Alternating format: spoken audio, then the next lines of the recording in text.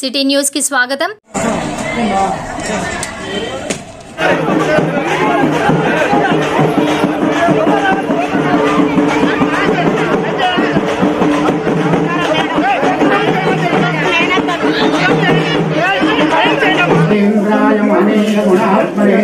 चक्रवर्ती तनूजाय सार्वभौमाय मंगलम मंगलाशासन परैमदाचार्य पुरोगमై सर्वैश्चपूर అమ్మవారికి పెట్టలేదు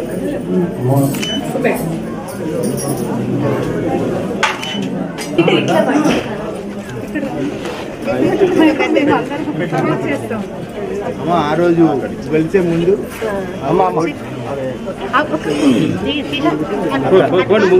మేడం ఈ సారీ ఓకే ఓకే అమ్మ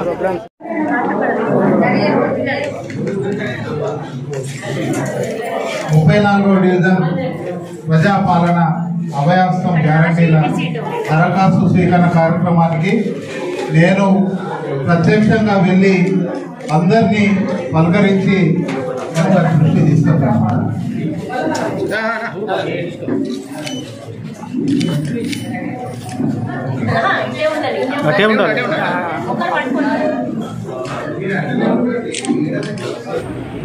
దీన్ని బీఆర్ఎస్ వాళ్ళు చులకనగా చేస్తూ మాట్లాడడం ఏదైతే ఉందో దాన్ని నేను తీవ్రంగా ఖండిస్తూ ఉన్నాను। మేము ప్రజాపాలన అనేటువంటి కార్యక్రమాన్ని గడిల దొరల పాలన నుంచి విముక్తి కలిగి ప్రజల వద్దకే అధికారులు వచ్చే విధంగా ఈరోజు మేము ఈ కార్యక్రమాన్ని తీసుకోవడం జరిగింది।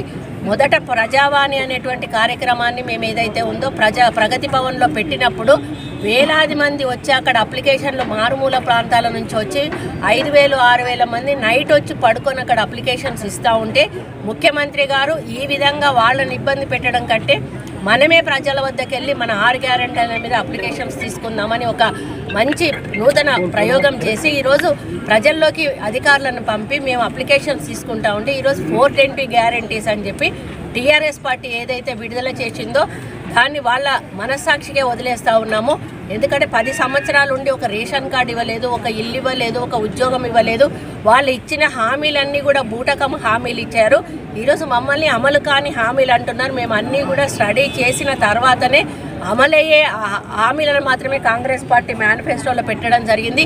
ఈ 6 గ్యారంటీలు సోనియా గాంధీతో మేము అనౌన్స్ చేయించామంటే ఇవి మాకు భగవద్గీత ఖురాను బైబిల్తో సమానమని మా ముఖ్యమంత్రి గారు చెప్పారు। మేము ప్రజలకు అధికారులను కానీ మేము కానీ పాలకులము కాదు, మేము సేవకులమని పదే పదే చెప్తా ఉన్నారు। ఈరోజు నిరుపేదల సంక్షేమమే ధ్యేయంగా, నిరుపేదల అభివృద్ధి ధ్యేయంగా ఈ కాంగ్రెస్ ప్రభుత్వం రేవంత్ రెడ్డి గారి నాయకత్వంలో ముందుకు పోతా ఉంది। ఇవన్నీ కూడా అవసరాలు, నిరుపేదలకు మధ్యతరగతికి కావాల్సిన అవసరాలే ఈ ప్రొఫార్మాలో మేము పెట్టడం జరిగింది। 6 గ్యారంటీలను కూడా మేము ఎంక్వైరీ చేసిన తర్వాత ఆ హామీలను 100 రోజుల లోపల అమలు చేస్తామని చెప్పాము। ఇప్పటికే 2 గ్యారంటీలను మేము అమలు చేశాము। మేము ఇంకా ఛార్జ్ తీసుకొని 7వ తారీఖు వస్తే కానీ నెల అవుతుంది। ఇప్పుడే ప్రతిపక్షాలు మా మీద తుమ్మెత్తిపోయడము, ఇవి చెయ్యరు అని చెప్పి ప్రజల్లో ఒక తప్పుడు సంకేతం పంపడము, వాళ్ళలో నెగటివ్ థాట్ని నింపడము, ఇదంతా చూస్తూ ఉంటే వాళ్లకు 10 సంవత్సరాల నుంచి 9.5 సంవత్సరాల నుంచి అధికారం అనుభవించి ఒకటేసారి అధికారం పోయే వరకు ఆ ఫ్రస్ట్రేషన్లో ఏం మాట్లాడట్లో తెలియట్లేదు।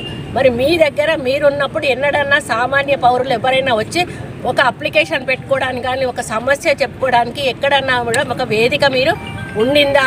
మీరు ఎవరైనా మంత్రులు కలిసారా, ఎమ్మెల్యేలు కలిసారా, మీ ముఖ్యమంత్రి కలిసారా? ఎప్పుడు కూడా సామాన్య ప్రజల సమస్యలను మీ ప్రభుత్వం తెలుసుకునే ప్రయత్నం చేయలేదు, పరిష్కారం చేసే ప్రయత్నం చేయలేదు।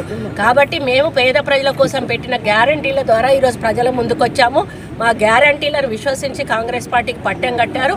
ఆ గ్యారంటీలను అమలు చేయడం లక్ష్యంగా ఈరోజు పార్టీ ముందుకు పోతుంది। కాబట్టి ఈ ప్రజాపాలన చాలా విజయవంతంగా నడుస్తుంది। అన్ని చోట్ల కూడా ప్రజలు వచ్చి మంచి స్పందనతో వాళ్ళ అప్లికేషన్స్ ఇస్తూ ఉన్నారు।